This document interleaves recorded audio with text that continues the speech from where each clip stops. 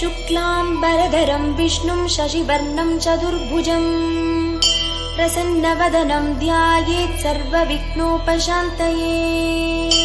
व्यासं वसिष्ठनप्तारं शक्ते पौत्रमकल्मषम् पराशरात्मजं वन्दे शुकतातं तपोनिधिम्।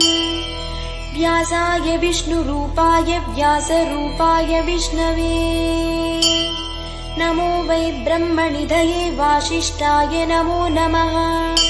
अविकाराय शुद्धाय नित्याय परमात्मने सदैकरूपरूपाय विष्णवे सर्वजिष्णवे। ॐ नमो विष्णवे प्रभविष्णवे। श्रीवैशम्पायन उवाच श्रुत्वा धर्मान् शेषेण पावनानि च सर्वशः युधिष्ठिरः शान्तनवं पुनरेवाभ्यभाषत। युधिष्ठिर उवाच किमेकं दैवतं लोके किं वाप्येकं परायणम् स्तुवन्तः कमर्चन्त प्राप्नुयुर्मानवाशुभम्।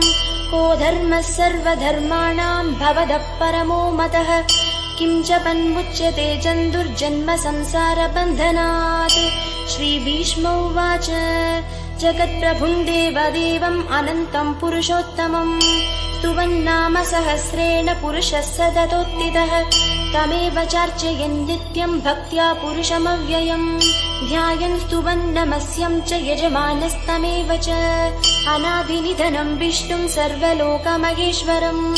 लोकाध्यक्षं स्तुवन् नित्यं सर्वदुःखादिगो भवेत्। ब्रह्मण्यं सर्वधर्मण्यं लोकानां कीर्तिवर्धनम् लोकनाथं महद्भूतं सर्वभूतभवोद्भवम्। एष मे सर्वधर्माणां धर्मोऽधिकतमो मदः यद्भक्त्या पुण्डरीकाक्षं स्तवैरर्चेन्नरः सदा। परमं यो महत्तेजः परमं यो महत्तपः परमं यो महद्ब्रह्म परमं यः परायणम्। पवित्राणां पवित्रं यो मङ्गलानां च मङ्गलम् दैवतं देवतानां च भूतानां यो व्ययपितः यदः सर्वाणि भूतानि भवन्त्यादियुगागमे यस्मिन् च प्रलयं यान्ति पुनरेव युगक्षये। तस्य लोकप्रधानस्य जगन्नाथस्य भूपते विष्णोर्नाम सहस्रं मे शृणु पापभयापहम्। यानि नामानि गौणानि विख्यातानि महात्मनः ऋषिभिः परिगीतानि तानि वक्ष्यामि भूतये। ऋषिर्नाम्नां सहस्रस्य वेदव्यासो महामुनिः छन्दोनुष्टुप् तथा देवो भगवान् देवकीसुतः। अमृतांशूद्भवो बीजं शक्तिर्देवकीनन्दनः त्रिसामा हृदयं तस्य शान्त्यर्थे विनियुज्यते। विष्णुं जिष्णुं महाविष्णुं प्रभविष्णुं महेश्वरम् अनेकरूपदैत्यान्तं नमामि पुरुषोत्तमम्। अस्य श्रीविष्णोर्दिव्यसहस्रनामस्तोत्रमहामन्त्रस्य श्रीवेदव्यासो भगवान् ऋषिः अनुष्टुप् छन्दः। श्रीमहाविष्णुः परमात्मा श्रीमन्नारायणो देवता अमृतांशूद्भवो भानुरिति बीजम् देवकीनन्दनसृष्टेति शक्तिः उद्भवः क्षोभणो देवगिति परमो मन्त्रः। शङ्खपृन्नन्दकी चक्रीति कीलकम् शार्ङ्गधन्वा गदाधर इत्यर्थम्। रथाङ्गपाणि अक्षोभ्य इति नेत्रम् त्रिसामा सामगः सामेति कवचम्। आनन्दं परब्रह्मेति योनिः मृदुः सुदर्शनकाल इति दिग्बन्धः। श्रीविश्वरूप इति ध्यानम् श्रीमहाविष्णुप्रीत्यर्थे सहस्रनाम जपे विनियोगः। ध्यानम् क्षीरोदन्वत्प्रदेशे शुचिमणिविलसत्सैकते मौक्तिकानां माला क्लुप्तासनस्तस्फटिकमणिनिभैर्मुक्तिकैर्मण्डिताङ्गः। शुभ्रैरभ्रैरदभ्रैरुपरि विरचितैर्मुक्तपीयूषवर्षैः आनन्दीनः पुनीयादरिनलिनगदा शङ्खपाणिर्मुकुन्दः। भूपादौ यस्य नाभिर्वियदसुरनिलश्चन्दसूर्यौ च नेत्रे कर्णावाशा शिरौद्रौ मुखमपि दहनो यस्य वास्तेयमब्धिः। अन्तस्तं यस्य विश्वं सुरनरकगो भोगि गन्धर्वदैत्यैः चित्रं रं रं यते तं त्रिभुवनवपुषं विष्णुमीशं नमामि। ॐ नमो भगवते वासुदेवाय। शान्ताकारं भुजगशयनं पद्मनाभं सुरेशं विश्वाधारं गगनसदृशं मेघवर्णं शुभांगं लक्ष्मीकान्तं कमलनयनं योगिकृध्यानगम्यं वन्दे विष्णुं भवभयहरं सर्वलोकैकनाथं मेघश्यामं पीतकौशेयवासं श्रीवत्साङ्गं कौस्तुभोद्भासिताङ्गं पुण्योपेदं पुण्डरीकायताक्षं विष्णुं वन्दे सर्वलोकैकनाथं नमः समस्तभूतानाम् आदिभूताय भूभृते अनेकरूपरूपाय विष्णवे प्रभविष्णवे सशङ्खचक्रं सकरीटकुण्डलं सपीतवस्त्रं सरसीरुहेक्षणं सहारवक्षस्थलशोभिकौस्तुभं नमामि विष्णुं शिरसा चतुर्भुजं छायायां पारिजातस्य हेमसिंहासनोपरि आसीनमम्बुदश्याममायताक्षमलङ्कृतं चन्द्रानमुं चतुर्बाहुं श्रीवत्साङ्कितवक्षसं रुक्मिणी सत्यभामाभ्यां सगिदं कृष्णमाश्रये।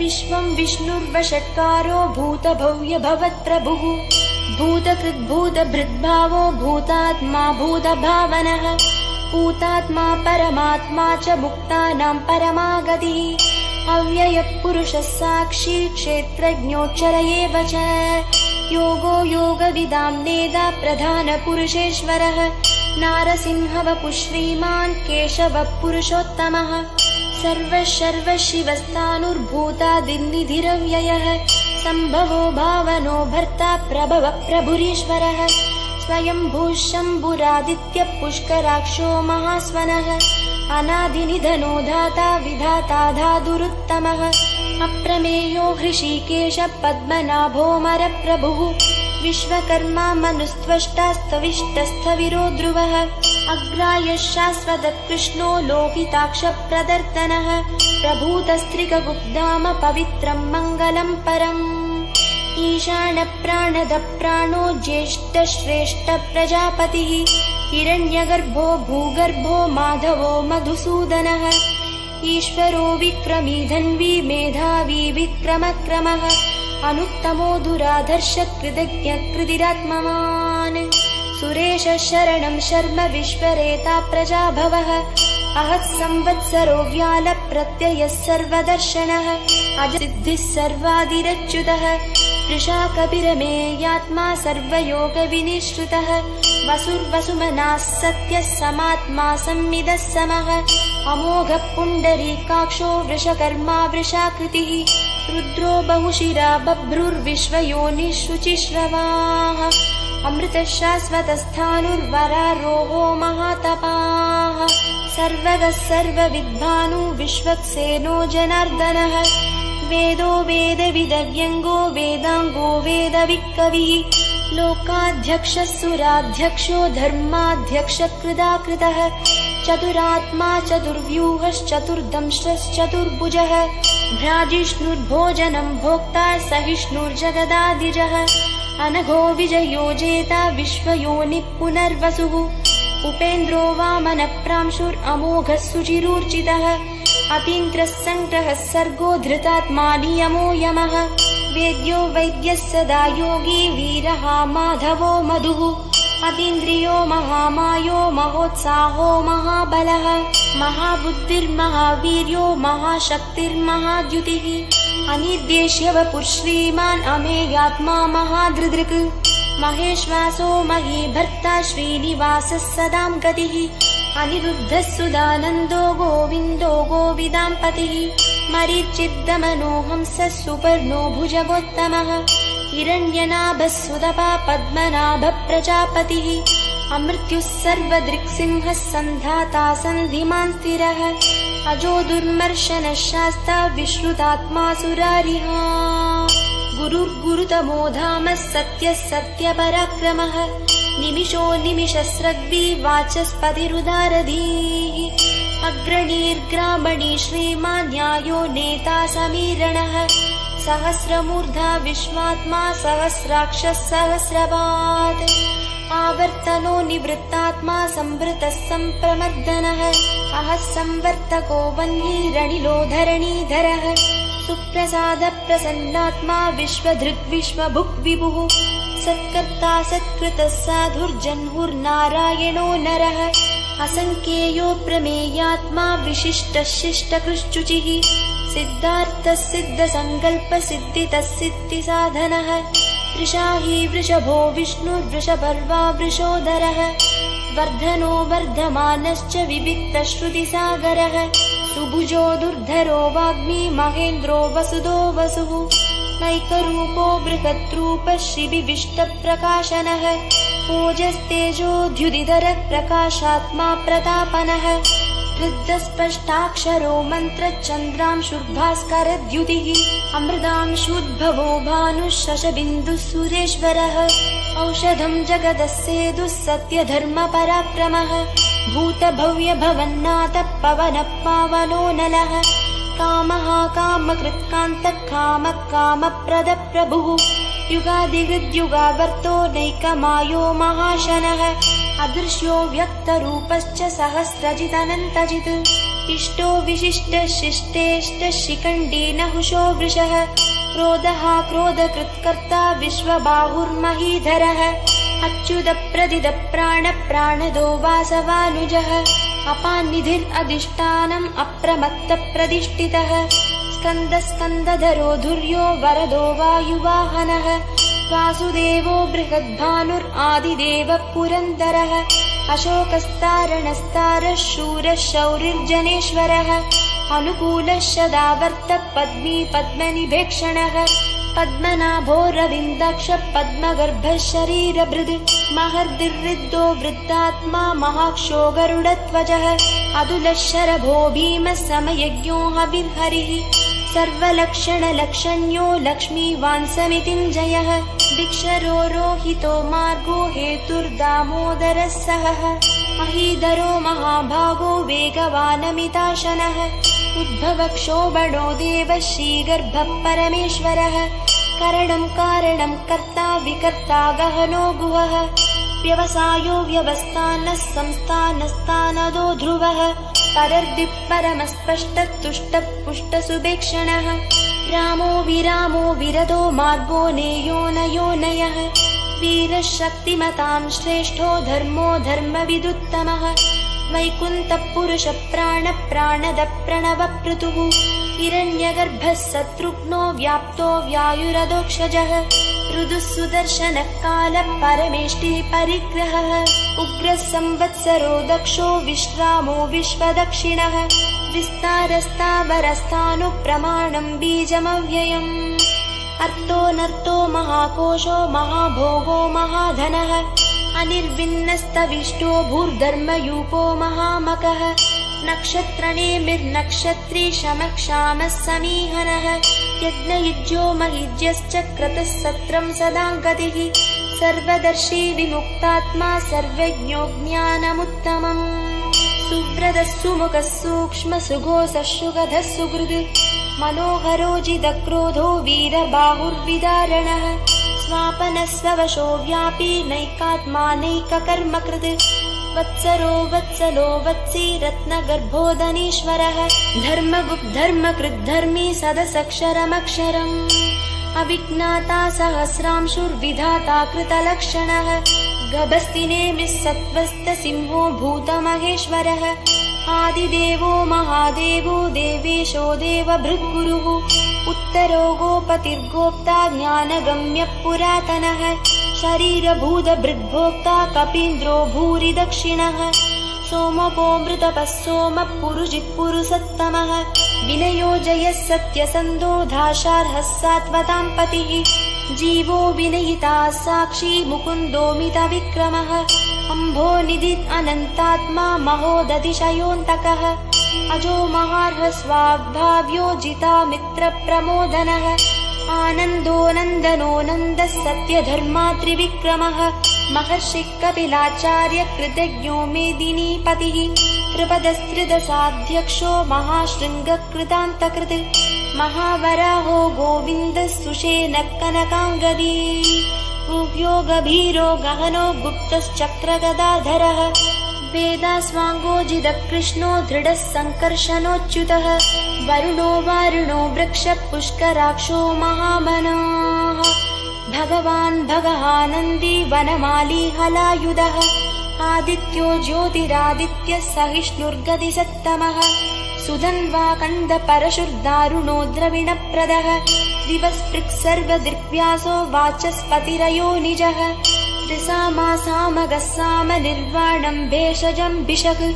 सन्न्यासकृत्यमशान्तो निष्ठा शान्तिपरायणम् शुभाङ्गः शान्तिदस्रष्टा कुमुदकुवलेशयः गोहितो गोपतिर्गोप्ता वृषभाक्षो वृषप्रियः अनिवर्ती निवृत्तात्मा संक्षेप्ताक्षेमकृच्छिवः श्रीवत्सवक्षा श्रीवास श्रीपति श्रीमताम्बरः श्रीधर श्रीश श्रीनिवास श्रीनिधि श्रीविभावनः श्रीधर श्रीकर श्रेय श्रीमान् लोकत्रयाशयः स्वक्षस्वङ्गशतानन्दो नन्दिर्ज्योतिर्गणेश्वरः विजितात्मा विधेयात्मा शक्तिर्तिश्चिन्न संशयः युधिर्नः सर्वतश्चक्षुरनीशः शाश्वतस्थिरः भूषयो भूषणो भूतिर्विशोकशोकनाशनः अर्चिष्मान् अर्चितः कुम्भो विशुद्धात्मा विशोधनः अनिरुद्धो प्रद्युम्नोमितविक्रमः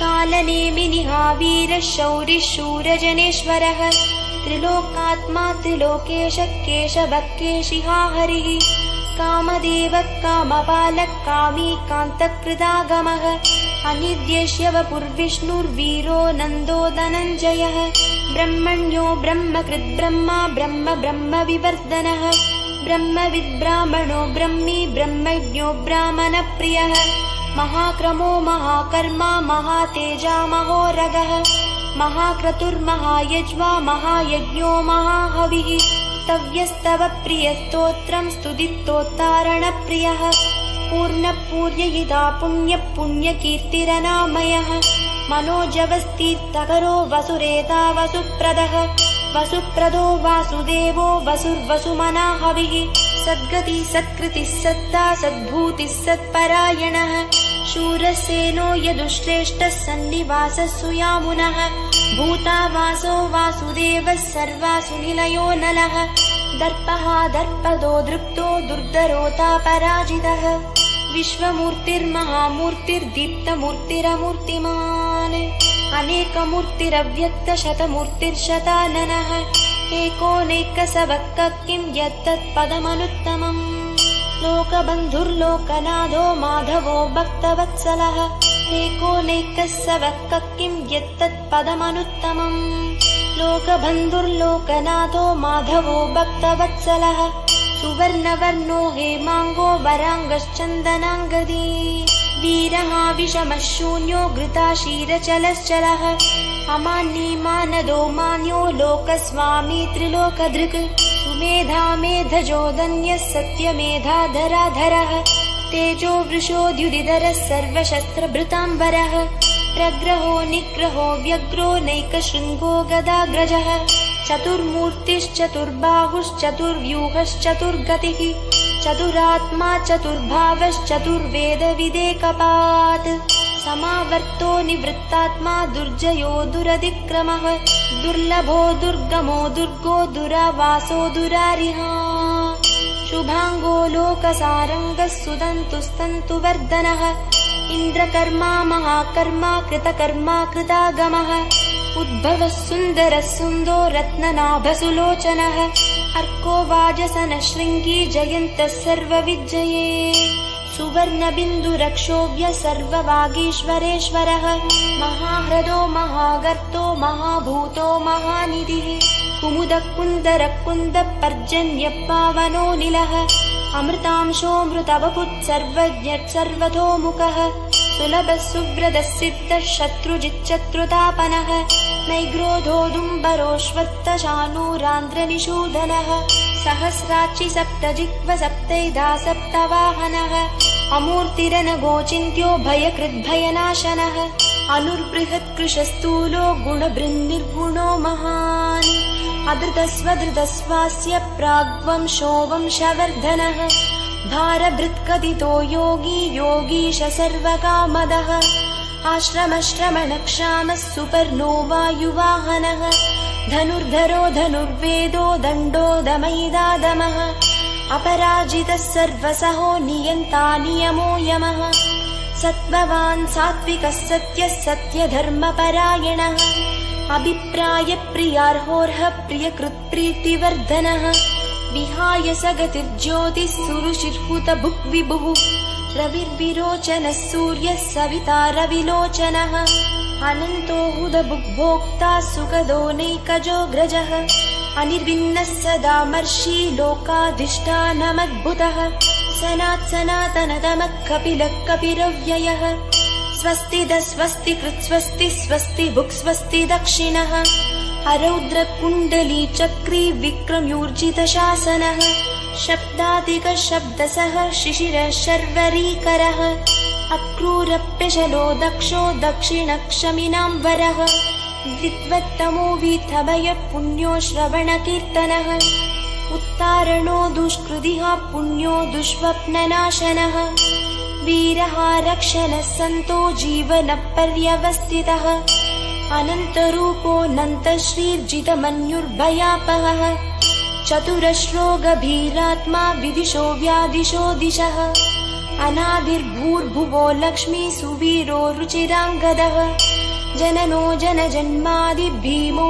भीमपराक्रमः आधारनिलयो धाता पुष्पहासप्रजागरः ऊर्ध्वगः सत्पथाचारः प्राणदप्रणवप्पनः प्रमाणं प्राणनिलय प्राणभृत्प्राणजीवनः तत्त्वं तत्त्वविदेकात्मा जन्म मृत्युजरादिगः भूर्भुवस्वस्तरुस्तारः सविता प्रपितामहः यज्ञो यज्ञपतिर्यज्वा यज्ञाङ्गो यज्ञवाहनः यज्ञभृद्यज्ञकृत्यग्नि यज्ञभुक्यज्ञसाधनः यज्ञान्तकृत्यज्ञगुह्यमन्नमन्नादयेव च आत्मयोनिस्वयं जातो वैखानः सामगायनः देवकीनन्दनश्रेष्ठाच्युतीशः पापनाशनः शङ्खपृन्नन्दकी चक्री शार्ङ्गधन्वागदाधरः रदाङ्गपाणिरक्षोभ्यः सर्वप्रहरणायुधः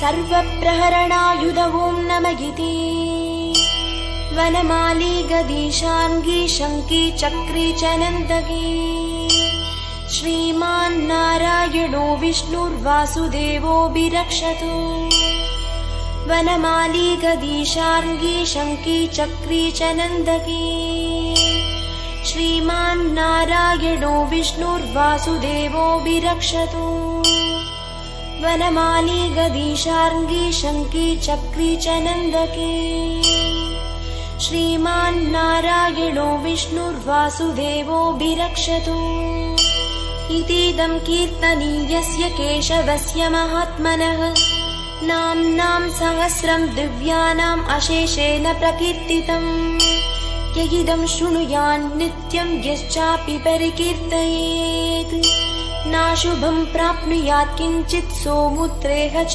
मानवः धर्मार्थीत् प्राप्नुयात् धर्मम् अर्थार्थीर्चार्थमाप्नुयात् कामानवाप्नुयात् कामी प्रजार्थीर्चाप्नुयात् प्रजाम् भक्तिमान् यस्य दोथाय शुचिस्तद्गतमानसः सहस्रं वासुदेवस्य नाम्नां एतत् प्रकीर्तयेत् यशः प्राप्नोति विपुलं न्यादिप्राधान्यमेव च अचलां श्रियमाप्नोति श्रेयः प्राप्नोत्यनुत्तमम् न भयं क्वचिदाप्नोति वीर्यं तेजश्च विन्दति भवत्यरोगो द्युतिमान् बलरूपगुणान्वितः रोगार्तो मुच्यते रोगबद्धो मुच्येदबन्धनात् भयान्मुच्येत भीतस्तु मुच्येतापन्न आपदः दुर्गान् यदि तरत्यासु पुरुषः पुरुषोत्तमम् स्तुवन्नाम सहस्रेण नित्यं भक्तिसमन्वितः वासुदेवाश्रयो मर्त्यो वासुदेवपरायणः सर्वपापविशुद्धात्मा याति ब्रह्म सनातनम् न वासुदेव भक्तानाम् अशुभं विद्यते क्वचित् जन्म मृत्युजरा व्याधि भयं नैवोपजायते। इमं स्तवमधीयानः श्रद्धा भक्तिसमन्वितः युज्येतात्मशु कक्षान्ति श्रीधृतिस्मृतिकीर्तिभिः।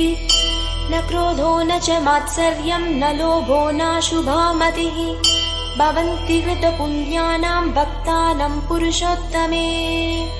द्यौषचन्द्रार्कनक्षत्राकं दिशो भूर्महो दधिः वासुदेवास्य वीर्येण विधृतानि महात्मनः। ससुरासुरगन्धर्वं स यक्षोरगराक्षसम् जगद्वशे वर्ततेदं कृष्णस्य सचराचरम्। इन्द्रियाणि मनो बुद्धिस्तवं तेजो बलं धृतिः वासुदेवात्मकान्याहुः क्षेत्रं क्षेत्रज्ञ एव च। सर्वागमानामाचारप्रथमं परिकल्पते आचारप्रभवो धर्मो धर्मस्य प्रभुरच्युतः। ऋषयपितरो देवा महाभूतानि धातवः जङ्गमाजङ्गमं चेदं जगन्नारायणोद्भवम्। योगो ज्ञानं तथा साङ्ख्यं विद्या शिल्पादिकर्म च वेदाशास्त्राणि विज्ञानं एतत् सर्वं जनार्दनात्। एको विष्णुर्महद्भूतं पृथग्भूतान्यनेकशः त्रीन् लोकान् व्याप्य भूतात्मा भुङ्क्ते विश्वभुगव्ययः। इमं स्तवं भगवतो विष्णोर्व्यासेन कीर्तितम् पदेद्यैच्छेत् पुरुषश्रेय प्राप्तुं सुखानि च। विश्वेश्वरमजं देवं जगदप्रभवाप्ययम् भजन्ति ये पुष्कराक्षं न ते यान्ति पराभवम् न ते यान्ति पराभवम्। ॐ नमः इति। अर्जुन उवाच पद्मपत्रविशालाक्ष पद्मनाभसुरोत्तमा भक्तानामनुरक्तानां त्राता भव जनार्दन। श्रीभगवानुवाच यो मां नाम सहस्रेण स्तोतुमिच्छति पाण्डव सोऽहमेकेन श्लोकेन स्तुत एव न संशयः स्तुत एव न संशय। ॐ नमः इति। व्यास उवाच वासनात् वासुदेवस्य वासितं भुवनत्रयम् सर्वभूतनिवासोऽसि वासुदेव नमोऽस्तुते। श्रीवासुदेव नमोऽस्तुते। ॐ नमः इति। पार्वती उवाच केनोपायेन लघुना विष्णोर्नाम सहस्रकम् पठ्यते पण्डितैर्नित्यं श्रोतुमिच्छाम्यहं प्रभो। ईश्वर उवाच श्रीराम राम रामेति रमे रामे मनोरमे सहस्रनाम तत्तुल्यं राम नाम वरानमे। श्रीराम राम रामेति रमे रामे मनोरमे सहस्रनाम तत्तुल्यं राम नाम वरानने। श्रीराम राम रामेति रमे रामे मनोरमे सहस्रनाम तत्तुल्यं राम नाम वरानने। राम नाम वरानन। ॐ नमः इति। ब्रह्मोवाच नमोऽस्तु अनन्ताय सहस्रमूर्तये सहस्रपादाक्षि शिरोरुबाहवे सहस्रनाम्ये पुरुषाय शाश्वते सहस्रकोटियुगधारिणे नमः। सहस्रकोटियुगधारिण। ॐ नमः इति। सञ्जय उवाच यत्र योगेश्वरः कृष्णो यत्र पार्थो धनुर्धरः तत्र श्रीद्विजयो भूतिर्ध्रुवा नीतिर्मतिर्मम। श्रीभगवानुवाच अनन्याश्चिन्तयन्तो मां ये जनाः पर्युपासते तेषां नित्याभियुक्तानां योगक्षेमं वहाम्यहम्। परित्राणाय साधूनां विनाशाय च दुष्कृतां धर्म संस्थापनार्थाय संभवामि युगे युगे। आर्ता विषन्नास्तितिलाश्च भीताः घोरेषु च व्याधिषु वर्तमानाः संकीर्त्य नारायण शब्दमार्तं विमुक्तदुःखा सुखिनो भवन्तु। कायेन वाचा मनसेन्द्रियैर्वा बुद्ध्यात्मना वा प्रकृते स्वभावात् करोमि यद्यत् सकलं परस्मै नारायणायेति समर्पयामि।